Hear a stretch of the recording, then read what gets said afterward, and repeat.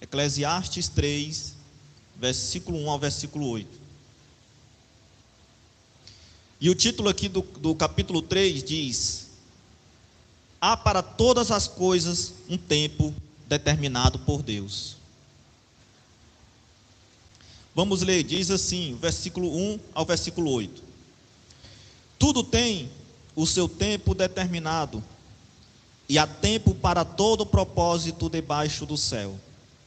Há tempo de nascer e tempo de morrer, tempo de plantar e tempo de arrancar o que se plantou, tempo de matar e tempo de curar, tempo de derribar e tempo também de edificar, tempo de chorar e tempo de rir, tempo de prantear e tempo de saltar, tempo de espalhar pedras e tempo de ajuntar pedras, tempo de abraçar e tempo de afastar-se de abraçar, tempo de buscar e tempo de perder, tempo de guardar e tempo de deitar fora, tempo de rasgar e tempo de coser, tempo de estar calado e tempo de falar, tempo de amar e tempo de aborrecer, tempo de guerra e tempo de paz.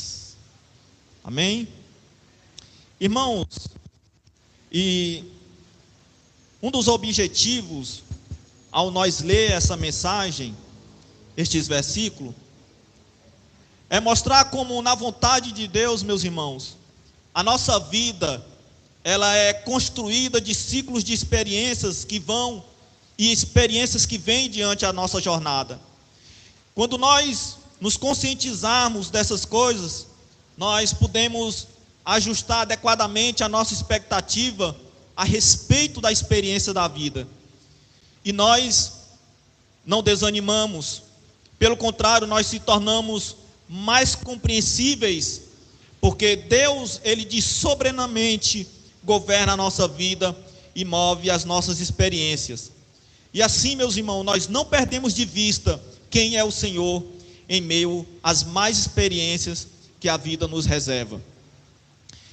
E o autor deste livro é Salomão. Nós podemos entender que é Salomão. E de acordo com muitos estudiosos, eles citam Salomão como o autor desse livro. Porque no capítulo 1, no versículo 1, diz que era filho de Davi, o grande rei celebrado por muitas gerações. Já no versículo 12 do capítulo 1, diz que ele reinava em Jerusalém. Ou seja, indica que o autor deste livro de Eclesiastes é Salomão.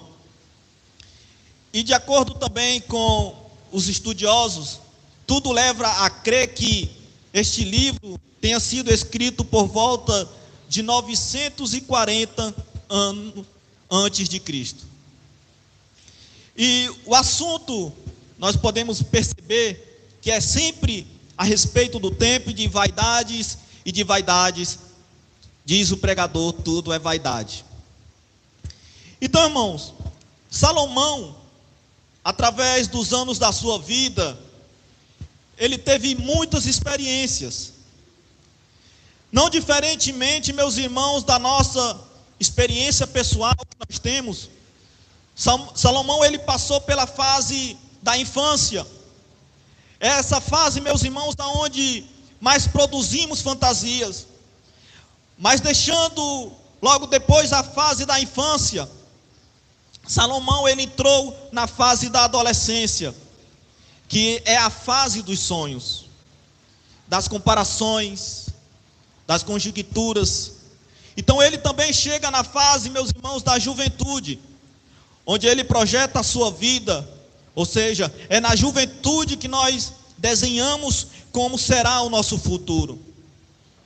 É nessa parte da juventude onde nós arquitetamos projetos.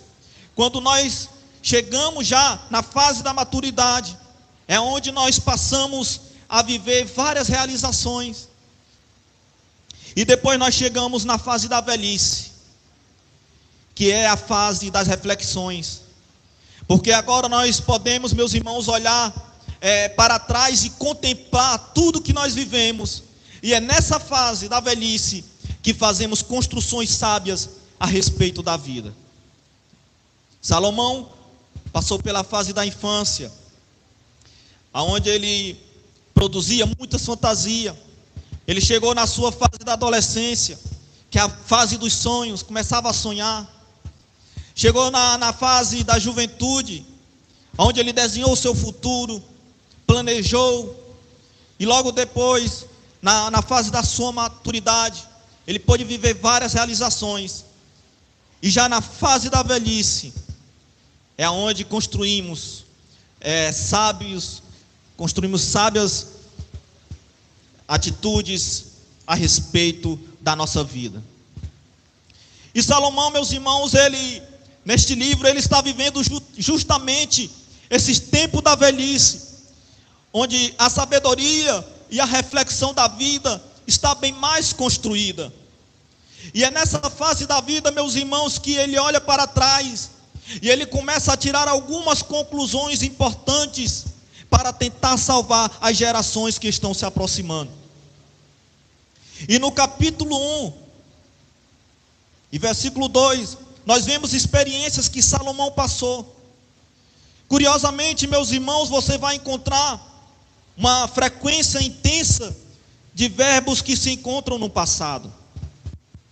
Por exemplo, no capítulo 1, no versículo 13, diz que ele aplicou o coração a esquadrinhar e a informar-se a respeito da vida. No versículo 14 ele diz: atentei. No versículo 16, outro verbo no passado, me engrandeci. No versículo 4 do capítulo 2, outro verbo do passado que diz: edifiquei, plantei. E no versículo 5 também diz: fiz jardins, plantei árvores. Ou seja, estes verbos se encontram no passado. Por quê, meus irmãos? Porque mostra a experiência de Salomão anterior a esta fase que ele se encontra. E Salomão, ao mostrar esta fase, ele escrita os verbos no passado. Eu edifiquei, eu fiz isso, eu fiz aquilo, eu plantei árvores, eu fiz construções, eu criei obras. Então, a partir do capítulo 3 de Eclesiastes, nós percebemos que há, meus irmãos, uma mudança dos verbos. Porque agora, Salomão, ele já não reflete as coisas do passado, mas a partir do capítulo 3, ele vai mostrar qual é o resultado das experiências que ele viveu. Ele vai trazer uma reflexão a respeito da vida. E nós podemos observar nitidamente que a partir do capítulo 3, ele vai mostrar o resultado das experiências que ele viveu, e ele vai fazer uma reflexão a respeito da vida. E nós temos que entender que essas reflexões, Salomão, ele fez essas reflexões para que também a juventude daquela época, gerações futuras que viriam depois, pudesse refletir a respeito da vida e que tudo é vaidade.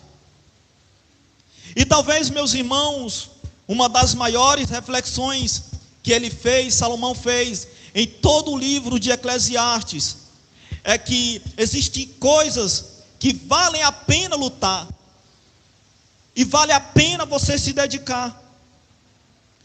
Mas Salomão também, ele teve muitas experiências existenciais, pelas quais ele julgava que poderia alcançar a verdadeira felicidade.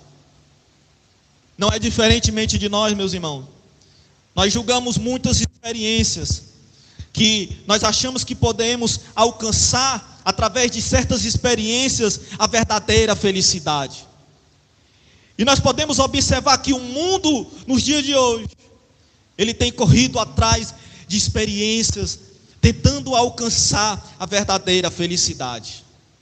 O mundo nos dias de hoje tem corrido, tem tentado abraçar todo tipo de experiência no mundo para tentar alcançar a felicidade.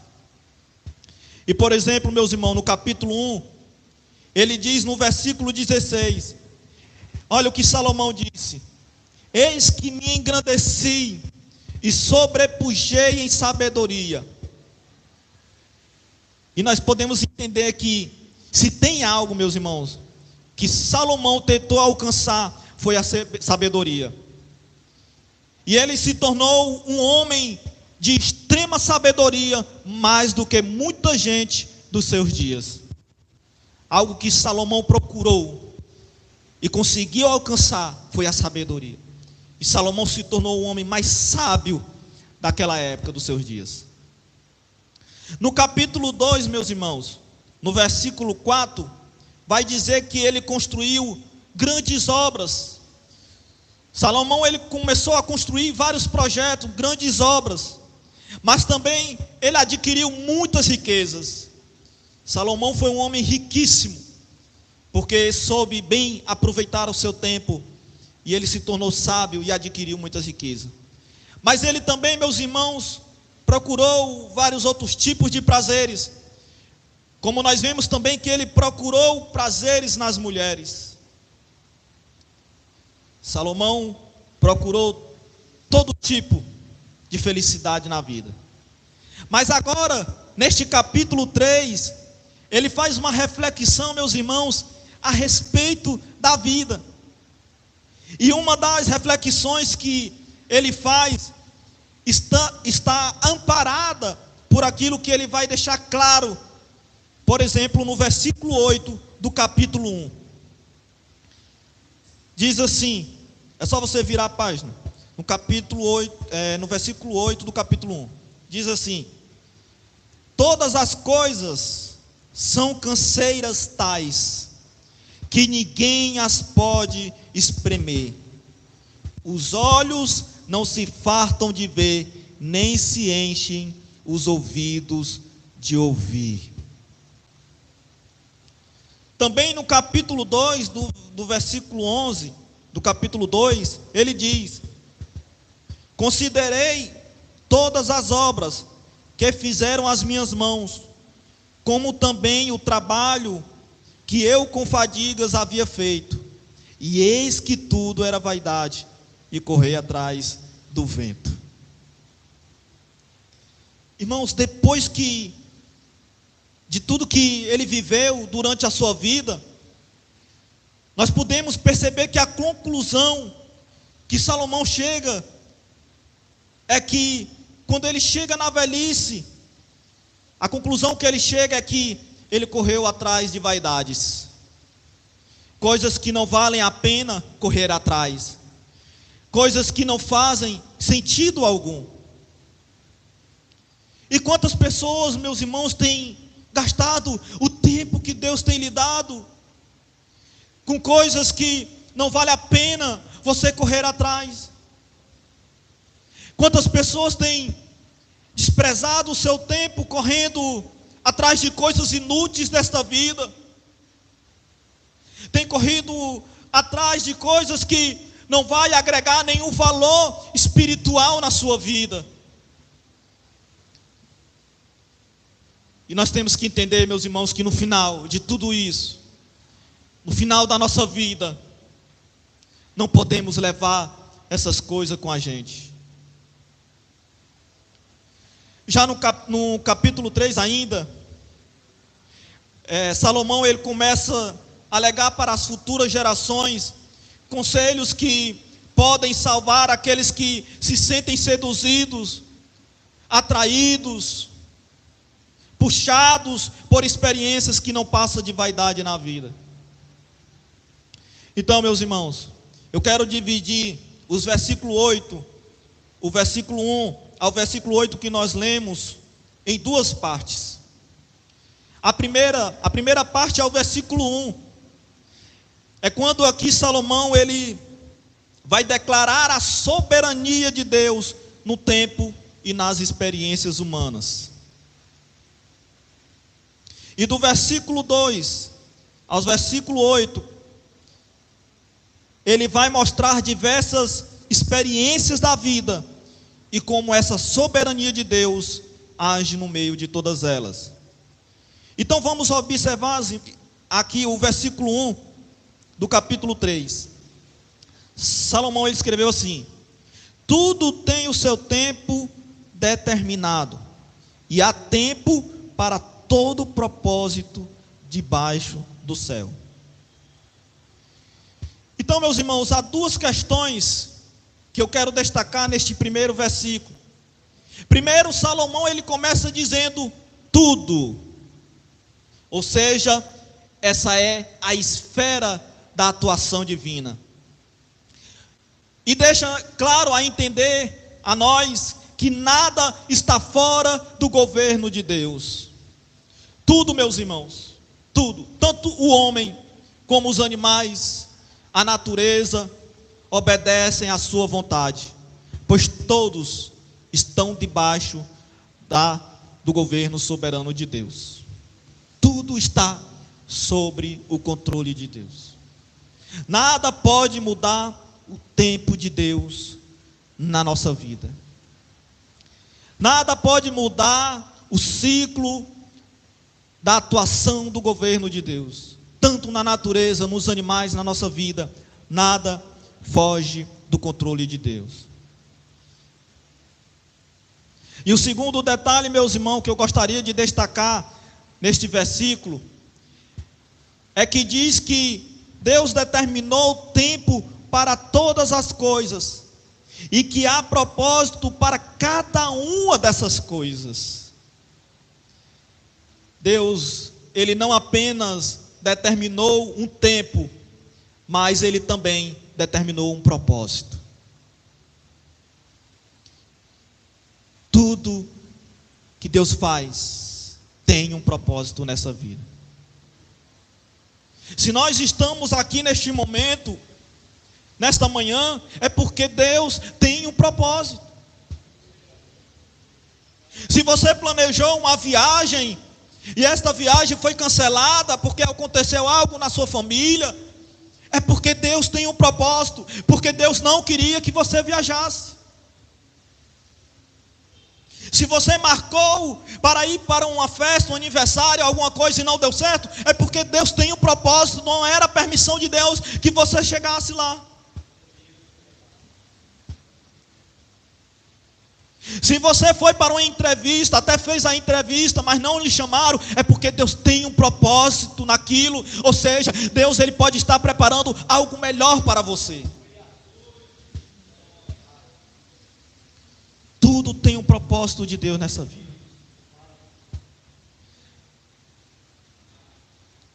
Aqui está, meus irmãos, talvez uma das maiores angústias que nós enfrentamos quando nós vemos os nossos projetos sendo alterados. É de entender, meus irmãos, qual o propósito de Deus. E muitas pessoas se frustram, muitas pessoas ficam angustiadas, porque querem saber qual é o propósito de Deus. Muitas pessoas querem adivinhar, entender qual é o propósito de Deus. E muitas pessoas se angustiam, porque ninguém pode entender qual é o propósito de Deus. Algo não deu certo, a pessoa tenta entender por que não deu certo. E tenta de várias formas entender qual é o propósito de Deus. E muitas pessoas acabam se frustrando, se angustiando, porque não conseguem descobrir qual é este propósito de Deus.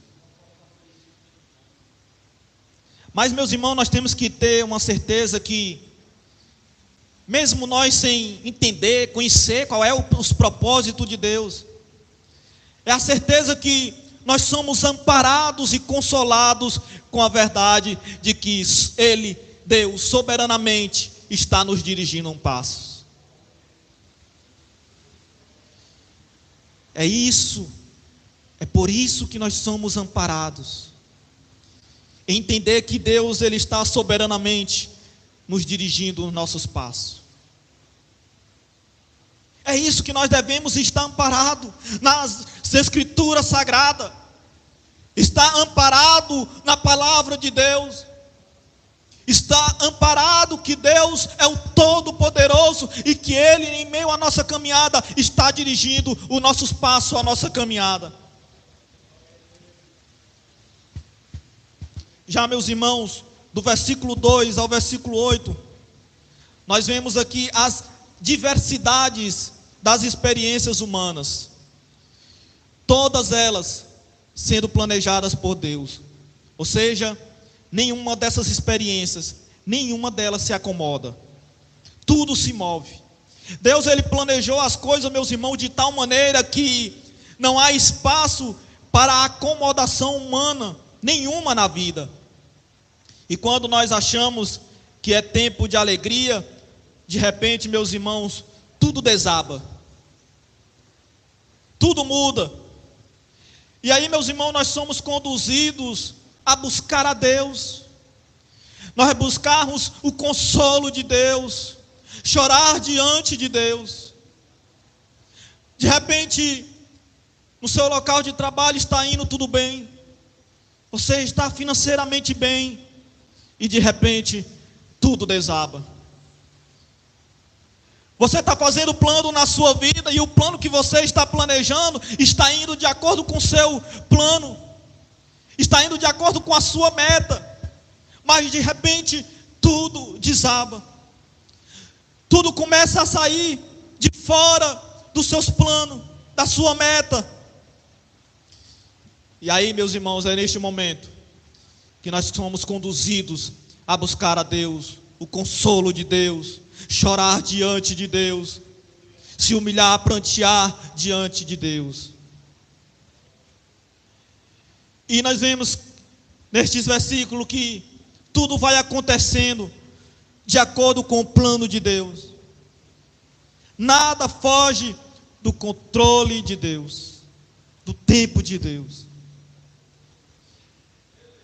No versículo 15, meus irmãos, do capítulo 3, diz assim: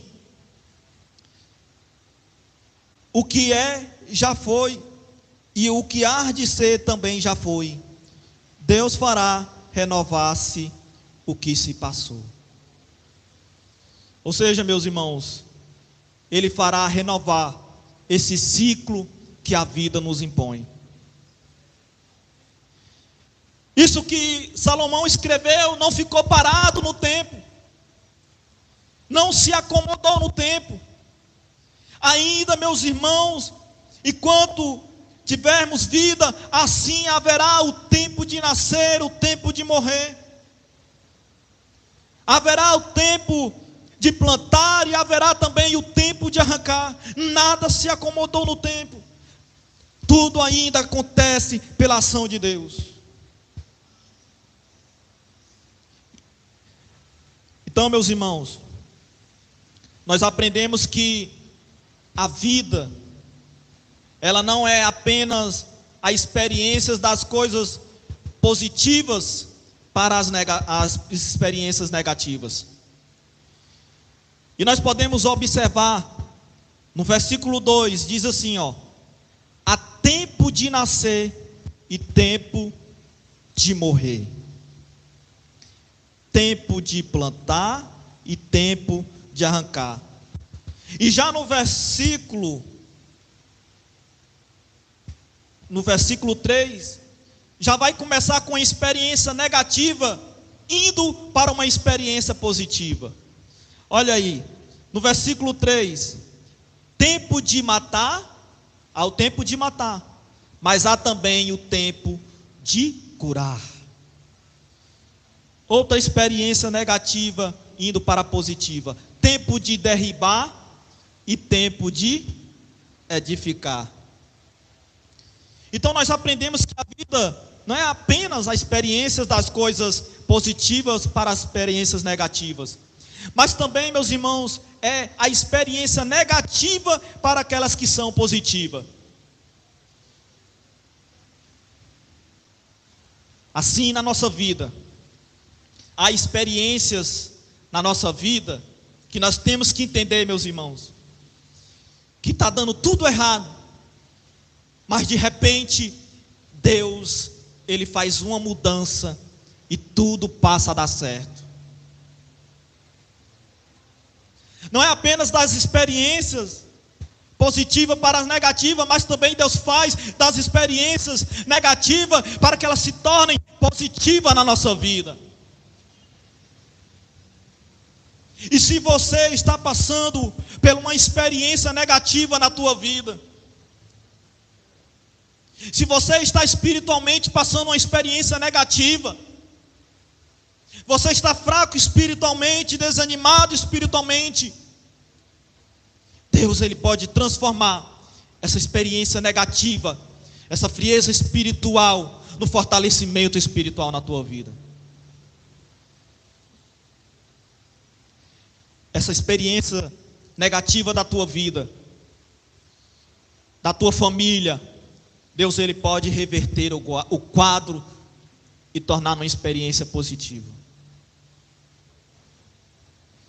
E Salomão, já nesta fase da velhice, passou, meus irmãos, por várias experiências na sua vida. E há também, meus irmãos, nos dias de hoje, experiências que nós iremos passar e não iremos entender qual é o propósito de Deus. Mas apenas nós devemos ceder e estar atento aos propósitos de Deus. Nós podemos estar aflitos, desanimados, mas outrora Deus pode alegrar os nossos corações. Deus, Ele pode fazer um mover, um agir e transformar, alegrar os corações.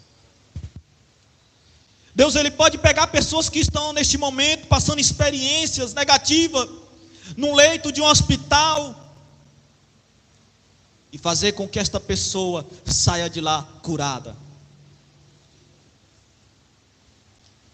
Mas nós não conseguimos entender qual é o propósito de Deus. Porque de vaidades nesta vida, como disse o pregador, tudo é vaidade. E nós entendemos, meus irmãos, que as experiências da nossa vida, ela serve para que outras pessoas a possam observar, meus irmãos, e pegar para si experiências boas que nós praticamos, para que elas também, elas possam seguir o mesmo exemplo. Se você dá bom testemunho na sua vida, outras pessoas vão ver o seu exemplo e seguir também este exemplo. E por mais que nós lutemos, batalhamos, pelejamos nesta vida, meus irmãos, por mais que nós plantemos, por mais que nós fazemos projetos, planos, a única coisa que nós devemos entender é que Deus está no controle de todas elas. E neste tempo, todo este tempo, há um propósito diante de Deus. Então, meus irmãos, para nós já concluirmos, olhe adiante, meus irmãos, o que o Senhor fará em nós. E que o mais importante, meus irmãos, é temer o nome do Senhor. Nessa vida, meus irmãos, nós ficamos doentes. Nesta vida, meus irmãos, nós passamos pela dor do luto. Meus irmãos, nesta vida nós passamos pelo desemprego. Nesta vida, meus irmãos, nós passamos por pelejas, por provas. Mas o mais importante, meus irmãos, para nós é temer o nome do Senhor. É temer o nome do Senhor, meus irmãos. O tempo da vida, ele é muito curto. O tempo da nossa vida, meus irmãos, é passageiro. As oportunidades, meus irmãos, na nossa vida, elas são passageiras. E diante deste tempo passageiro, meus irmãos, nós devemos aproveitar ao máximo o tempo que o Senhor nos tem dado. Aproveite, meus irmãos, o máximo do tempo que Deus te deu. Aproveite o máximo do tempo que o Senhor te deu nesta vida, meus irmãos. Se hoje, você que está aqui, você que está acompanhando online, se hoje você está perto da sua família, aproveite a sua família.